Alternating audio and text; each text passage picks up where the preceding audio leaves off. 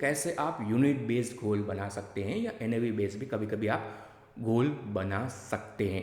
मतलब हर एक bull market भी आप ले सकते हैं, बियर मार्केट, हर सेगमेंट में अगर आपने कभी भी निवेश किया होता तो ऑन एवरेज 5,209 दिन के अंदर आपका एनएवी 10 रुपये से 100 रुपये पहुंच गया।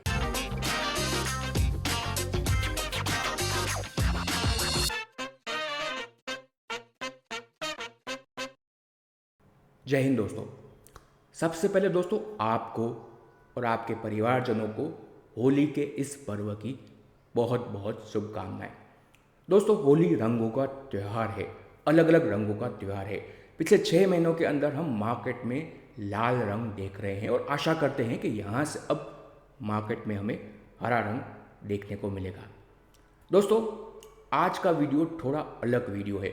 तकरीबन 2 महीने पहले आपको पता होगा एक स्मॉल कैप म्यूचुअल फंड का एनएफओ आया था और हम कई सारे हमारे क्लाइंट्स को उस एनएफओ में निवेश करने की सलाह भी कह रहे थे जिनको रिस्क प्रोफाइल में फिट बैठ रहा हो। दोस्तों एक क्लाइंट मेरे पास आए और उन्होंने कहा मुझे इस एनएफओ में निवेश करना है। तकरीबन उनको 10 लाख रुपए निवेश करने थे। एसटीपी के माध्यम से हम निवेश करने वाले थे, बट वो कोई गोल डिफाइन नहीं कर रहे थे कि मैं 15 साल के लिए निवेश करूंगा या 10 साल के लिए निवेश करूंगा। तो दोस्तों हमने उनके लिए एक गोल तैयार किया जिसके बारे में आज के वीडियो में चर्चा करेंगे। हमने ये गोल रखा कि आप 1 लाख यूनिट तक परचेज करेंगे एसटीपी के माध्यम से। उसके बाद आप इन्वेस्टेड रहेंगे जब तक हमारा जो फंड का एनएवी है वो 100 रुपये नहीं पहुंचता है।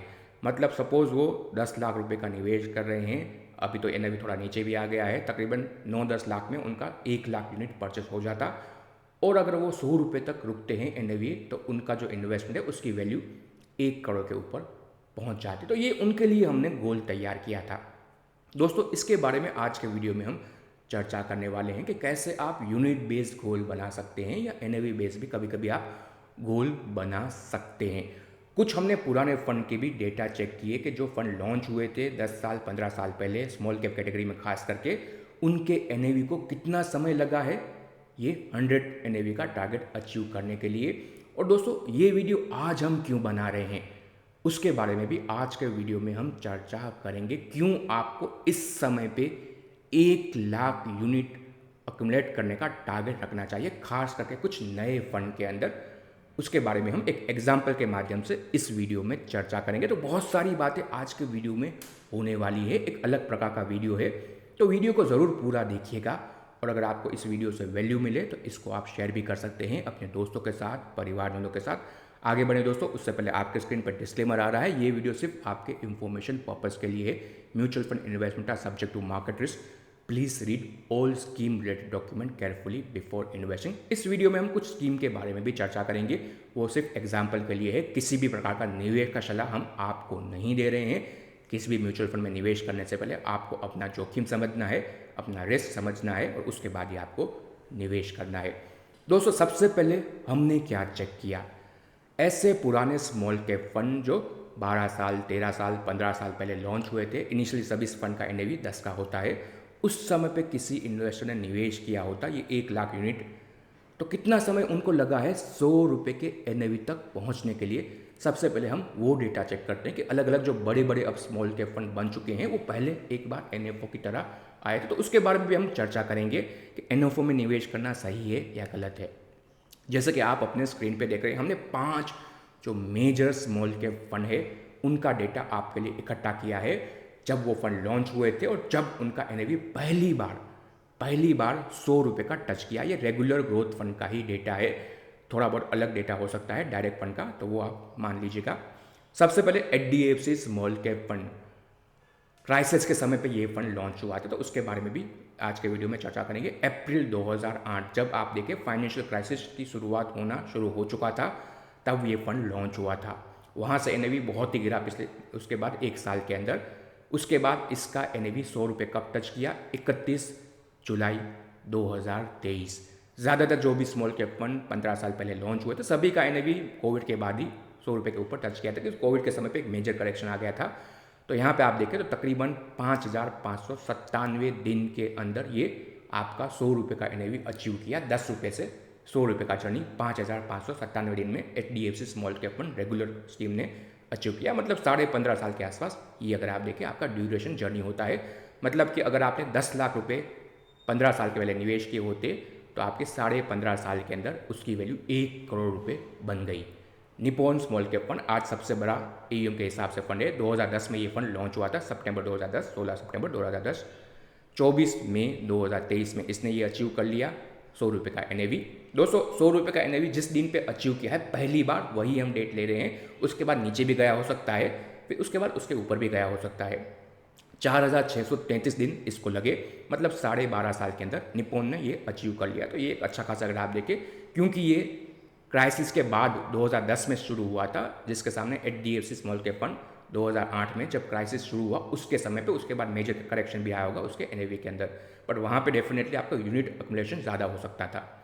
एसबीआई स्मॉल कैप फंड ये 2009 में लॉन्च हुआ था, 9 सितंबर 2009, 15 सितंबर 2021, मतलब तकरीबन 4,390 दिन के आसपास में इसने ये 100 रुपये का टारगेट अचीव कर लिया। 12 साल के अंदर ये अचीव कर लिया। तो ये अगर आप देखें एक फास्टेस्ट, इसका टाइमिंग बहुत ही अच्छा हो सकता है। जैसे कि आप देख रहे हैं सितंबर 2009 क्राइसिस खत्म होने के बाद रिकवरी शुरू हुई थी मार्केट के अंदर फाइनेंशियल क्राइसिस के साथ।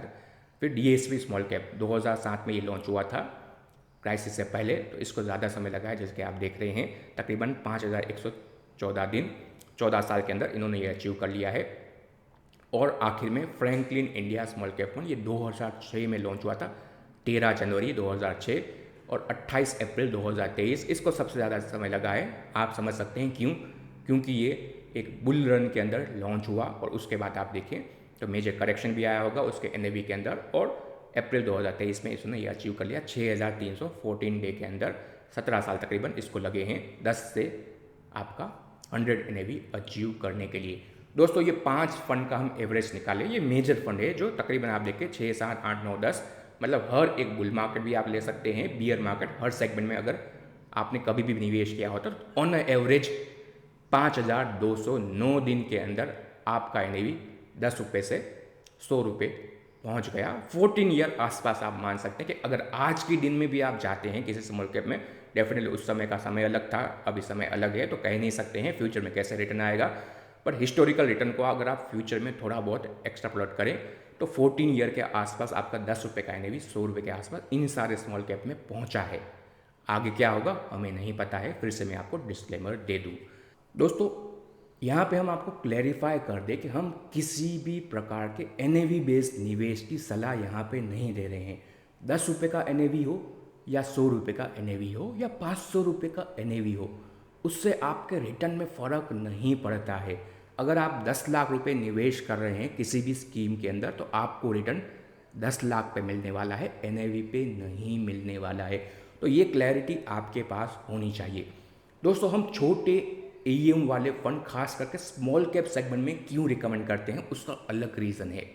दोस्तों मान लीजिए जो रिसेंटली एक स्मॉल कैप फंड का एनएफओ आया था, कई लोग यूट्यूब पे कहेंगे एनएफओ में निवेश करना खराब होता है, ये ज़रूरी नहीं है। 1 साल पहले एक फंड आया था Motilal Oswal small cap fund, उस समय पे हमने उस फंड में भी कुछ क्लाइंट को निवेश करवाया था, एनएफओ था।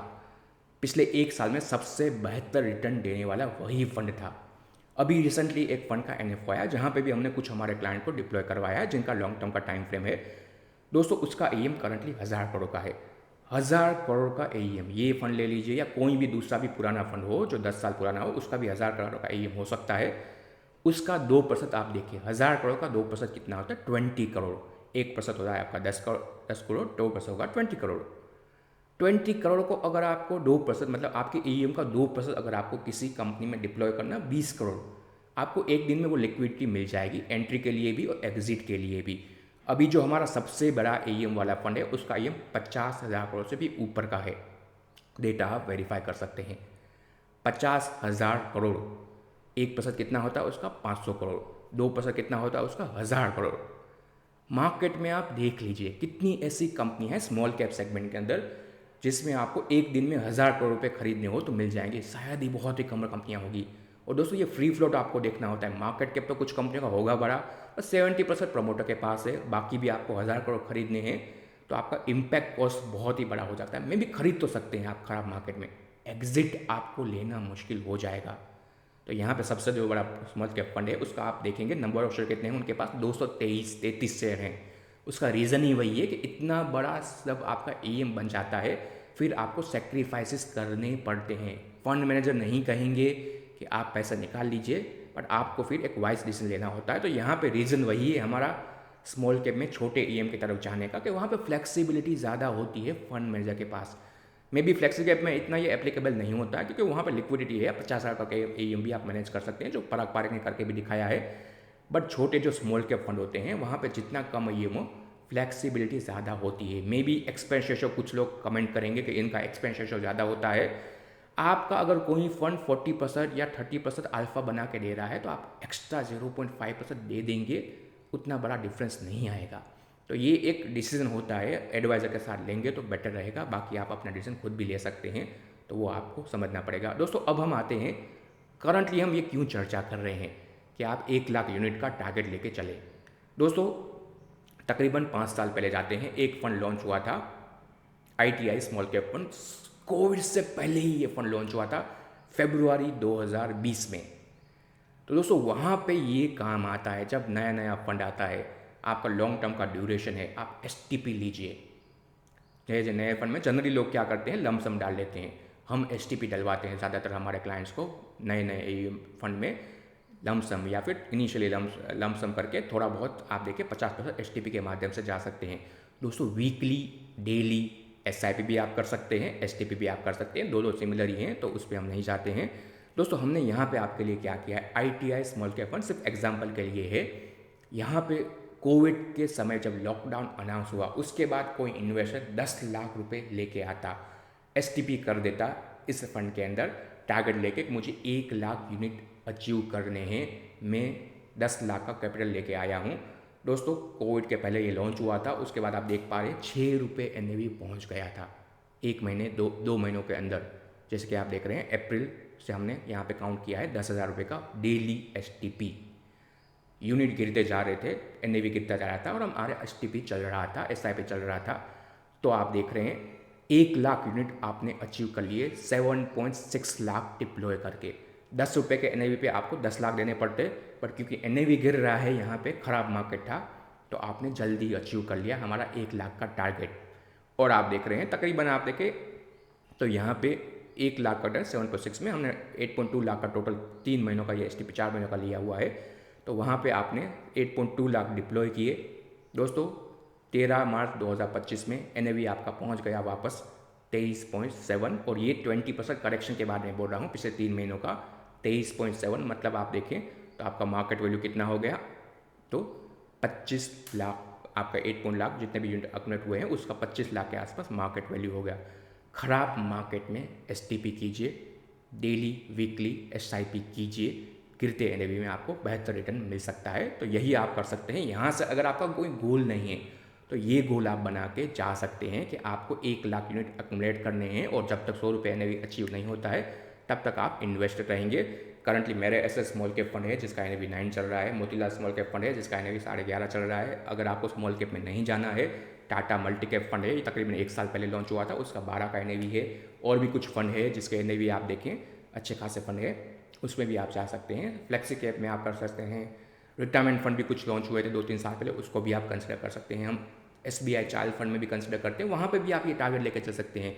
करंटली SBI चाइल्ड फंड का NAV है 32-30 के आसपास का। वहाँ पे टारगेट लीजिए कि मुझे 5 साल के अंदर 1 लाख यूनिट अक्मुलेट करने हैं, फिर जब तक मेरा 100 का NAV अचीव नहीं होगा तब तक मैं इन्वेस्टेड रहूँगा। सेम पे ICICI रिटायरमेंट फंड में भी आप देख सकते हैं, उसका NAV 23 के आसपास चल रहा है। तो कोई फंड हम करंटली रिकमेंड नहीं कर रहे हैं, वो इंडिविजुअल कॉल पे रहेगा, तो आप हमें संपर्क करके वो भी डिस्कस कर सकते हैं। बट अगर आपका कोई गोल नहीं है तो 1 लाख यूनिट का गोल बनाइए, या फिर जब तक मेरा NAV 100 रुपये नहीं पहुंचता तब तक मैं इन्वेस्ट रहूँगा, ऐसा गोल बनाइए। ये जनरल नए फंड के लिए मैं कंसिडर कर रहा हूँ, क्योंकि पिछले कुछ समय में लोगों ने NFO में बहुत ज़्यादा निवेश किया है। थीमेटिक फंड पे ये चर्चा नहीं कर सकते हैं कि उसमें अलग रिस्क होता है। अगर आप डाइवर्सिफाई फंड में हैं तो हमने डेटा देखा है ITI स्मॉल कैप फंड का NAV गिरा, फिर भी आपने कंटिन्यू किया तो आपका वापस भी आ गया है, अभी 25-23 का NAV है। तो ये अपॉर्चुनिटी है, इसलिए हम ये वीडियो बना रहे हैं कि यहाँ से 6 महीनों में आपको, अगर आपके पास लमसम कैपिटल है तो आप ये गोल बना के चल सकते हैं कि मुझे 5 लाख 10 लाख का लमसम है मेरे पास, तो मैं यहाँ से 1 लाख यूनिट परचेस करने का टारगेट लेके पर्टिकुलर फंड में निवेश करूंगा। तो दोस्तों ये हमारा आज का वीडियो था। आपको कैसा लगा उसके बारे में अपना अभिप्राय कमेंट में ज़रूर बताइए। इस वीडियो को शेयर कीजिए अपने दोस्तों के साथ, परिवारजनों के साथ, और अगर आपने इन्वेस्टमेंट मंत्रा को सब्सक्राइब नहीं किया तो चैनल को अभी सब्सक्राइब जरूर कीजिए। आखिर में फिर से डिस्क्लेमर रहेगा, mutual fund investment are subject to market risk, please read all scheme related document carefully before investing. आखिर में आप सभी को होली की फिर से बहुत बहुत शुभकामना। जय हिंद, जय महाकाल।